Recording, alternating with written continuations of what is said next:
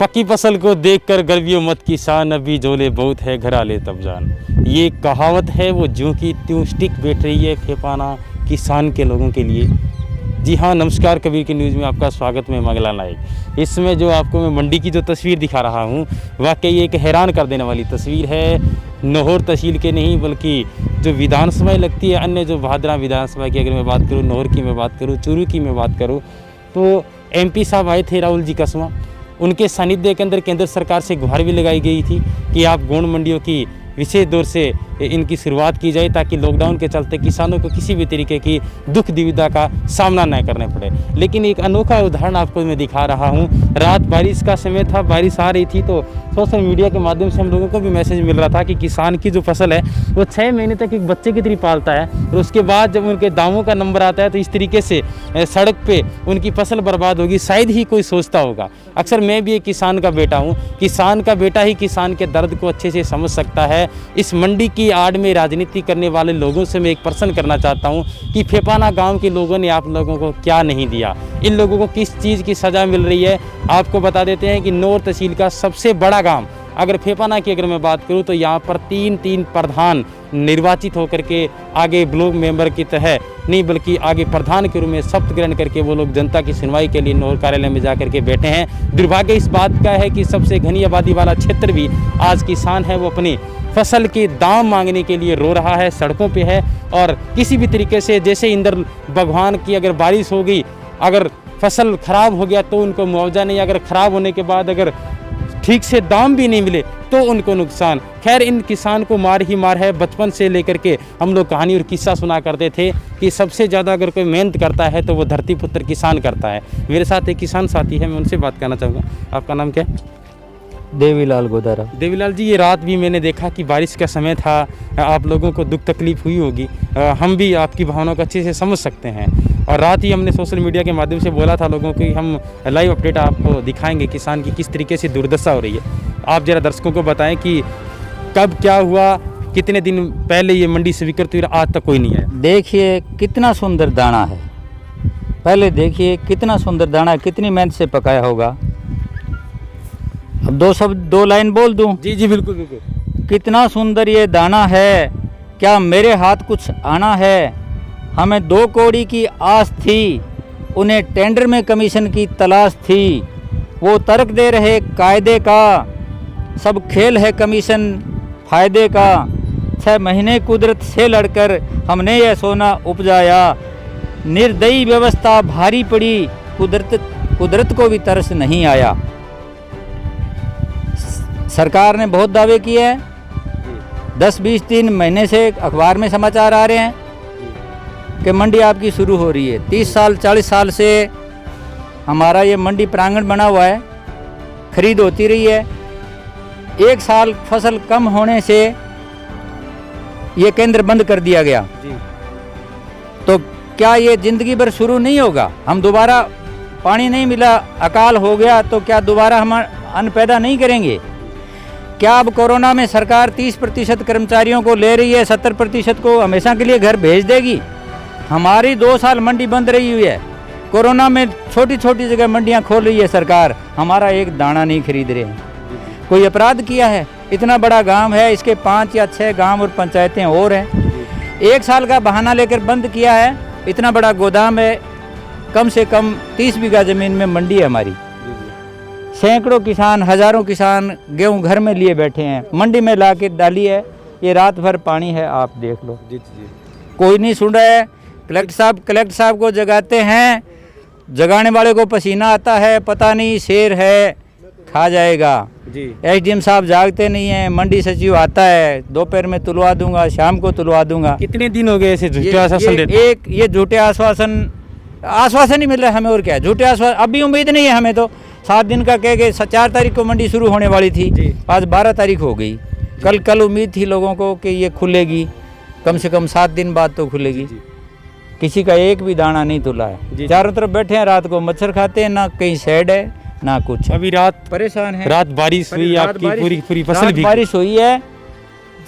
बारिश हुई है, आपकी जेब में पैसा हो और वो कहीं गिर जाए नाले में, कितना दर्द होता होगा। हमने 6 महीने तक पैदा की है। जी जी जी 6 महीने पैदा। किसान, किसी किसान के चेहरा देख लो, आंसू नहीं तो मुंह तो उतरा हुआ दिखेगा। बिल्कुल किसी का देख लो। कोई आश्वासन मिला? आश्वासन मिला सुबह से? आश्वासन मिलते हैं, आश्वासन हर रोज का काम है। आश्वासन सब मिलते हैं, खूब मिलते हैं। जनप्रतिनिधि आश्वासन देते हैं, अधिकारी आश्वासन देते हैं। आश्वासन से पेट तो नहीं भरता हमारा। बिल्कुल बिल्कुल आश्वासन से पेट नहीं भरता। हम कह रहे हैं 5 रुपए मंदी ले लो, हमारा पीछा छुड़वा दो, हमें भी पैसा चाहिए। पैसा नहीं चाहिएगा क्या? हमें इसको पैदा किया, अगली फसल नहीं बोएंगे क्या हम? डीजल नहीं चाहिए? नेतागिरी करने वाले नेतागिरी करते जा रहे हैं। सरकार ने नाके लगा दिए, किसान को डीजल भी नहीं लाने दे रहे हैं हरियाणा से। किसान के डीजल से कोई कोरोना फैलता है क्या? पर किसान के 10 रुपए लीटर का हमारे फटका लगाने के लिए खाइयां खोद दी है। और रात को कैंटर निकलते हैं जो एक नंबर का जिप्सम लेकर जिप्सम वाले जाते हैं, डीजल आता है। एक गाड़ी में 12 ड्रम गाड़ियां गुजरती है। आप कहो तो कल मूवी बना के बता देंगे।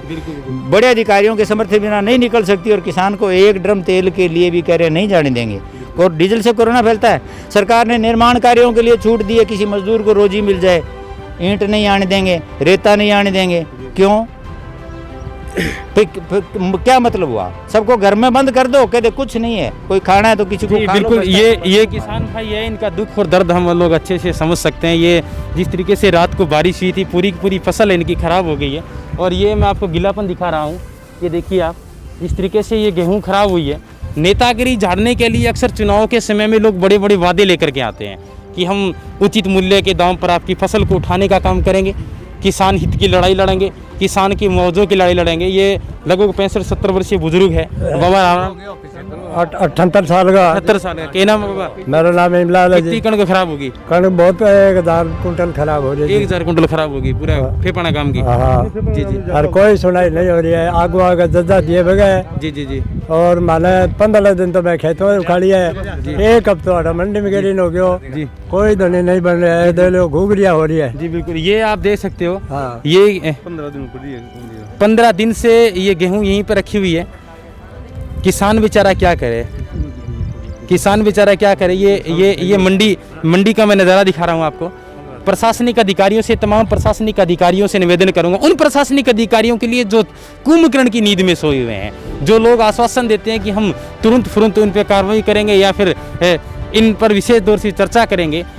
किसान साथी ने बताया कि किसानों के लिए डीजल लाना भी घोर संकट हो गया है, क्योंकि पास में हरियाणा की बॉर्डर लगती है। हम बार बार अपडेट करते हैं कि रात को समय में जिप्सम माफिया, भू माफिया, शराब माफिया, तेल माफिया, सरेआम लोग यहाँ से गुजरते हैं। लेकिन जब किसान का कोई नंबर आता है, 1 ड्रम तेल लाने के लिए भी जिनानिया बॉर्डर क्रॉस नहीं कर पाता। क्यों? क्योंकि हमारा ये लचीला प्रशासन, हमारी ये झूठी नेतागिरी और सिफारिश मैन की अगर मैं बात करूं तो उन्हीं लोगों की सिफारिश लगाई जाती है जो शराब माफिया है, भू माफिया है, जिप्सम माफिया या फिर तेल माफिया है। किसान की भला कौन सुनने वाला है? ये पूरी की पूरी मंडी की जो मैं आपको तस्वीर दिखा रहा हूँ, बड़ा दुर्भाग्य है देश का कि देश की आज़ादी के 70 साल बीत जाने के बाद भी आज एक किसान एक अन्न अनाज के लिए तरस रहा है। अगर किसी भी तरीके से अन्न महाराज की दया हुई उन पर, तो वो लोग क्या कर रहे हैं कि मंडी में भाव का इंतजार कर रहे हैं। किसी व्यापारी की तरफ एक आशा और निगाहों की तरफ से देखते हैं कि हमारी फसल को वो खरीद कर लेके जाएगा, लेकिन उनको निराशा हाथ लगती है। आपका नाम क्या है? देवीलाल है जी। आपकी कौन सी डेहरी है अभी इसमें से? डेरी वो आगे वाले वो रात में भीग गई पूरी? भीग गई नहीं, नाले में बह गई। नाले में बह गई? हाँ जी जी जी। अभी तक तो भी कोई आश्वासन मिला नहीं आपको? मैंने मोटा मोटा घेरा बाहर नहीं पड़ने लग रही है, करांगे में सीधा जाट रह गया। 15 दिन तो मैंने खेत में पड़िया हो गया। ये देख सकते हो, ये देख सकते हो, पूरी की पूरी भीग गई है इनकी फसल। इन कणक का, इस गेहूं का मुआवजा भी इन लोगों को मिलना चाहिए। और तमाम नोहर के तमाम जितने भी अधिकारी हैं, मैं उनसे निवेदन करूंगा कि विशेष दौर से आप इनकी मांगों पर अमल करें। और ये जो डेहरी है, ये यहाँ से बह गई है पानी में, देख सकते हैं आप पूरा का पूरा नज़ारा। ये उस गांव की तस्वीर दिखाते हुए मुझे भी शर्मिंदगी महसूस हो रही है, जिस गांव से 3 प्रधान चुने हैं। विधायक यहाँ मेनगढ़ माना जाता है। अगर मैं सबसे पहले की अगर बात करूँ, विशुपाल आर्य है और इसके अलावा 2 प्रधान अन्य भी है, वर्तमान प्रधान अमर सिंह पूनिया भी हैं। और इन लोगों से मैं अपील करूंगा, गुजारिश करूंगा कि चलो ठीक है, आपने अपनी राजनीति रोटियां सेकनी है, किसी का कोई मतलब नहीं आप लोगों को, लेकिन कम से कम किसान की दुर्दशा तो आप समझिए, जिसके बलबूते पे आज पूरे देश के अंदर राज कर रहे हैं। ये पानी पूरा का पूरा ठहरा हुआ है। और तमाम जितने भी साथी मेरे सुन रहे हैं, उन लोगों से मेरी पुनः अपील कि किसान का दर्द को समझते हुए, आप उनकी भावनाओं को कदर करते हुए कोरोना योद्धाओं को मान सम्मान दीजिए और कोरोना योद्धाओं के मान सम्मान के साथ साथ मैं किसानों को भी दाद देता हूं कि अगर किसान नहीं रहेगा इस दुनिया के अंदर, क्योंकि उन पे बहुत सारा कर्ज हो जाएगा, उनके पास एक सुसाइड नोट के अलावा और कुछ नहीं रहेगा, तो हम लोगों का क्या होगा? क्योंकि किसान पर ही पूरा विश्व चल रहा है। किसान एक धरती पुत्र है, 6 महीनों की कैसी खेती है वो एक बच्चे की तरह पालता है, आखिर में उनको मिलता क्या है ये आप सब लोग देख सकते हैं। अन्य भी इससे संबंधित प्रशासनिक अधिकारियों से हम लोग बात करेंगे। बने हमारे साथ, बड़ा दुर्भाग्य है देश का। उम्मीद करेंगे कि इन पर जल्द से जल्द कार्रवाई की जाएगी, जल्द से जल्द गौर की जाएगी, इन तमाम किसानों को एक राहत की सौगात मिलेगी। इसी आशा और उम्मीद के साथ धन्यवाद।